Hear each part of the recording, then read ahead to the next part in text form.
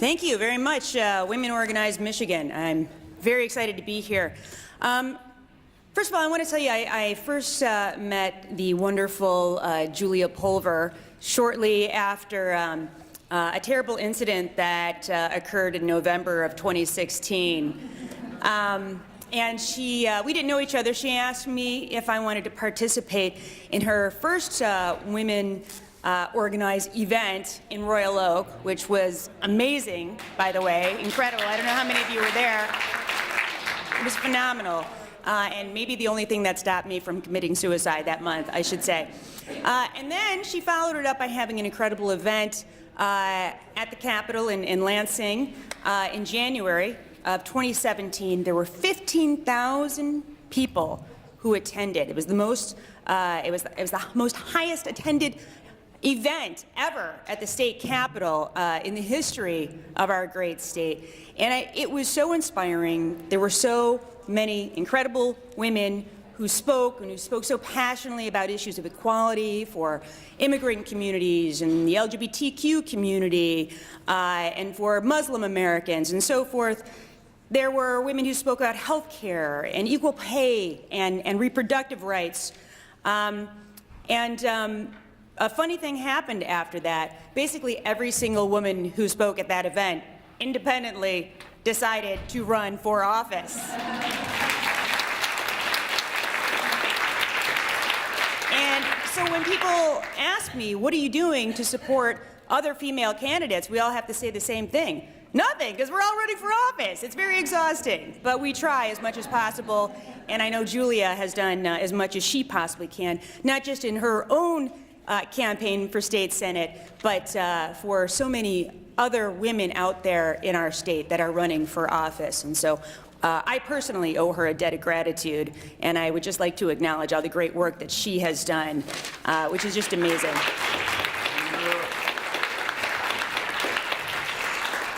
So when I first filed to run for Attorney General in April of last year, I was very worried about people being critical of me and facing a lot of harassment based on the fact that I'd be the first openly gay person to be elected to statewide office in the event I won.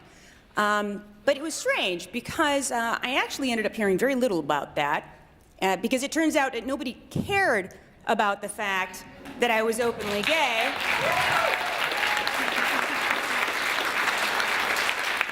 They did, however, seem to care a lot about the fact that I was a woman. And it was strange to me because all these years I've been so obsessed with homophobia that I completely forgot to care about sexism. And so to me it was really, one small step forward for the gays, one gigantic step backwards for women. But people were absolutely, terrified for some reason at the thought that we might have an all-female ticket for the Democratic Party, and that possibly you would see a Senator Stabenow and a Gretchen Whitmer and a Jocelyn Benson and, God forbid, a Dana Nessel on the Democratic ticket. Which was very strange to me, of course, because in 2014 I was at the Democratic Convention and we nominated an all-male slate, and I heard very little about why that was a problem. So that seemed strange to me. So I began to wonder, what is everyone so worried about? I mean, do they believe that our menstrual cycles will all become in sync and that all the leaders of our state will get our periods at the same time? Because, we have a very mentally unstable man who is in the White House right now whose very tiny hands are on the nuclear button, and nobody seems very concerned about that. But women all menstruating or perhaps going into menopause in my case at the same time, very concerning for a lot of people. I don't know, maybe they think that we will use up all the statewide tampons in Lansing because so many women will be elected to office and then there'll be a shortage in the rest of the state. And I try to tell people that for Tampax, it's very much like Doritos, They'll make more.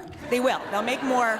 We will get tampons distributed to the rest of the state if there are too many women in Lansing. I hope that's the worst problem that the state of Michigan ever again has.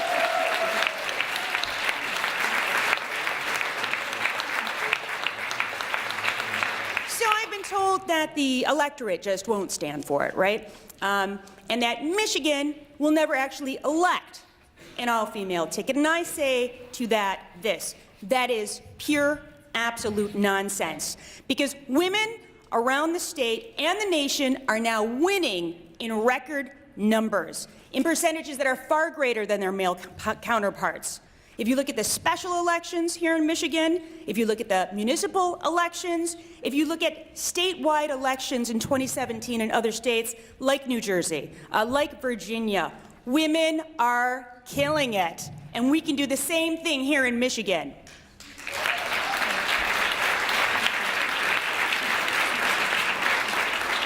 What's amazing, too, is that women are also donating to female candidates in record numbers never before seen. And I think it's so important because women are needed in elected office now more than ever. And we can look no further for evidence of that than the Trump administration, where there is nearly a complete absence of women, except for, I was trying to count, let's see, Kellyanne Conway, check, Hope Hicks, she's doing a great job in terms of advancing the careers of those who commit domestic violence. Betsy DeVos, say no more. And Ivana, who's doing an amazing job, according to her dad, I guess. But what's upsetting to me is, that 56% of white women voted to elect Donald Trump. And I, in my life, have never been so ashamed to be a white woman, although I was not, to be fair, one of the women that voted for Trump. Let me make that clear. But we've seen the most anti-women policies ever advanced by this administration, and I mean in terms of child care, in terms of reproductive rights, in terms of health care. Being a woman itself is now deemed by the Trump administration to be a pre-existing condition. And did you know that after firing, I will say this from the legal perspective, as someone who's been a lawyer for 25 years and worked with so many fine U.S. attorneys across the country, after Trump fired all the U.S. attorneys in the nation, he followed it up by nominating 42 people to serve in the federal districts around the nation. Out of those 42 nominations, guess how many were women?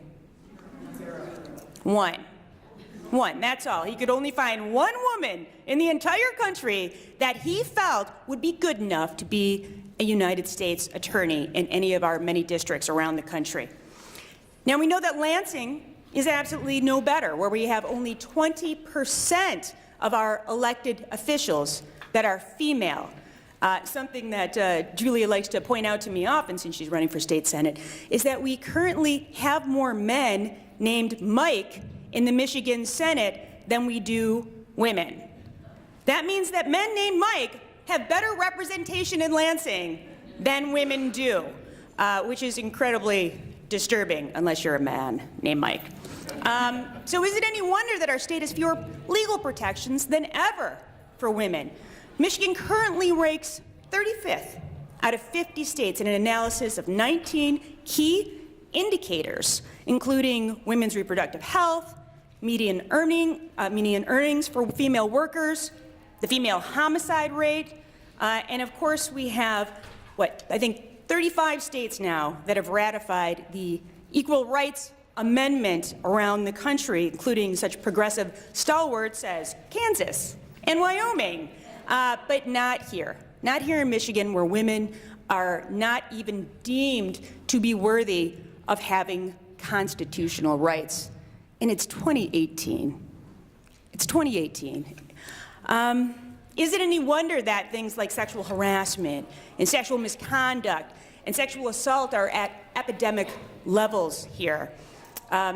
Some of you may be aware that in response to the sexual harassment epidemic, I made a little video.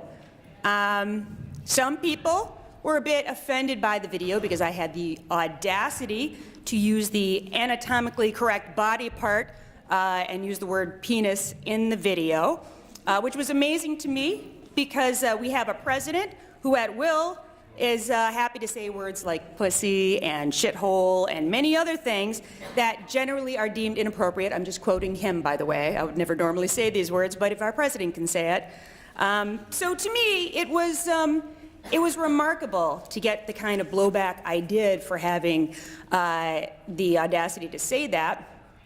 I did, I will say, appear on the cover of Breitbart and the Drudge Report. So that was fun because ultimately they ended up making a little Pepe Le Frog animation of me. People, it was not kind. It was not flattering.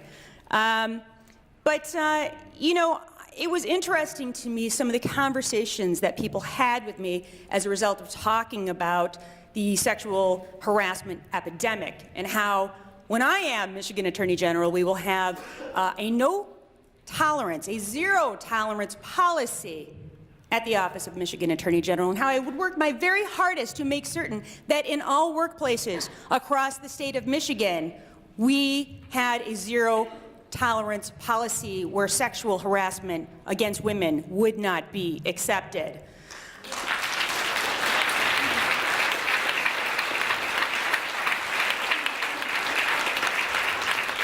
So I had a man say to me at an event soon thereafter that he was very upset about it. He was very offended. And I said, well, I'm so sorry to hear that. Can you tell me what you found to be so upsetting about that video? And he said, you know what, just because when I'm at the workplace, I may decide to pat my female employees on the behind here and there, that's not a crime, and it doesn't make me a sex offender. And I said, oh my God, is that what you've been doing this entire time? And I said, you know, as somebody who has spent 25 years handling sexual assault cases here in Michigan, I can tell you this. Number one, yes, it is a crime. And number two, if you are convicted of that crime, you have to register as a sex offender. So if my little commercial did nothing more than to educate you on this fact, then I have 3 words for you. Totally worth it.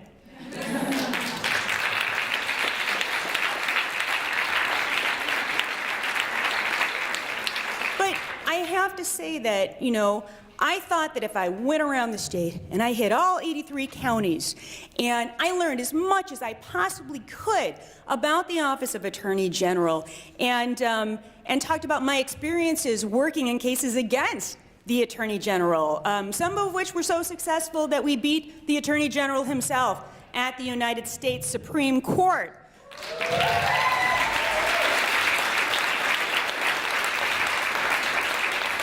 And if I developed the best policies that would help people everywhere, all around this state, and convey to them the great importance of having an Attorney General in this state that at long last actually cared about the people here, that people would not care anymore about the fact that I was a woman. But I will tell you, I was very disturbed because I was speaking at the National Women's Conference that was held in Detroit, which was an amazing event last fall. It was so empowering. But again, I had a woman come up to me and say, aren't you worried that we can't have too many women on the ticket? And I said, oh my God, we're at the National Women's Convention. You're wearing a pussy hat, you know, and we have to stop listening. If you are a woman and you are allowing a man to tell you that we can't have too many women on the ticket, then you're not part of the solution. You're part of the problem. And we have to stop thinking that way. We need women leaders now more than ever, you know, and we can have that. We can have people in office in this state again who actually care about providing health care instead of stripping it away. And we can make certain that we have a state where we have clean water instead of having our elected leaders poison entire cities. We can have leaders who will protect women who need access to birth control and safe and legal abortions instead of enacting laws which prevent us from having that access and which deny us our fundamental rights. So when I think of the problem of having too many women On the slate in 2018, I always like to think of what Ruth Bader Ginsburg said when they finally had 3 women on the United States Supreme Court. And someone interviewing her said to her, well, you have 3 women now. Is that enough? You know, when will it be enough? How many women do you need to have on the U.S. Supreme Court for it to be enough?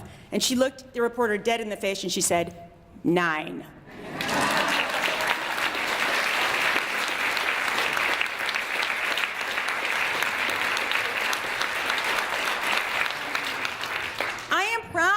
I am proud to be part of a political party that was the first party to have a woman be nominated as vice president for our party of the United States. And I am proud to be part of a party that nominated the first woman for our party to be president of the United States. And I am even more proud to be part of the first party to have a woman beat a man by 3 million votes despite having a foreign power working against her.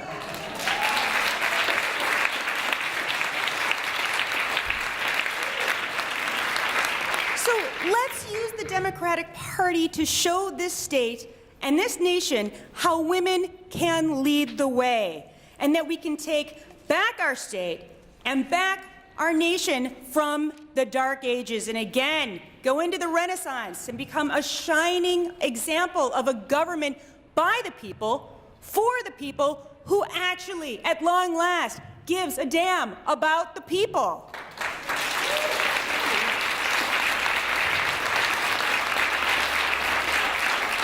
And so while we continue to long for the day when there will be no more talk of female leaders and only leaders, let me conclude with a quote from the Iron Lady herself, Margaret Thatcher, who said this: "If you want something said, ask a man. If you want something done, ask a woman."